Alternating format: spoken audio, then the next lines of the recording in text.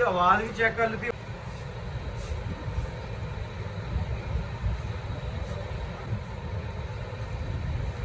Japan repairing centre की video में खुशामदीद। अस्सलाम वालेकुम दोस्तों, जापान वर्कशाप जी गल करते मैं जीरो मीटर जी 200 बाइक आई है। इन्हें मुकम्मल असी एक्सल ग्रीस करांगे और सेंटर एक्सल हो गया।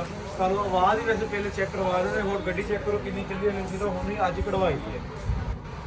अच्छा दोस्तों कहले मेरे पक्के कहते गाहक है ना माशाल्लाह, उन्होंने अज भी मैं एक 125 का 0 मीटर के एक्सल ग्रीस किए। आवाज़ बहुत आती है, आवाज़ ही चेक करवा देते हैं।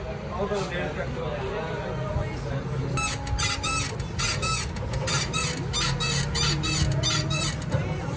आवाज़ भी चेक कर ली। होर चैन कवर की फिटिंग साड़ी जी होंगे कि कंपनी के जोड़े उस काम करते ना वो फिटिंग भी सही नहीं करते। यह चेक करो आवाज़ करते हैं तो चैन कवर आवाज़ करता हूँ तुहाडे सामने इंशाल्लाह तो मुकम्मल खोल के एक्सल ग्रीस करांगा। चैन कवर की फिटिंग बेहतरीन करांगा।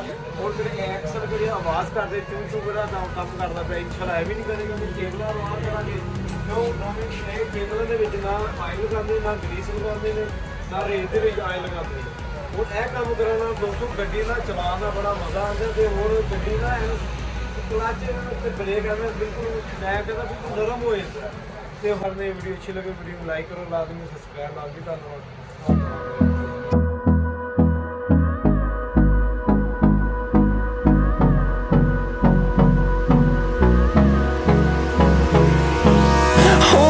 Close till I get up. Time is barely on our side. I don't wanna waste what's left.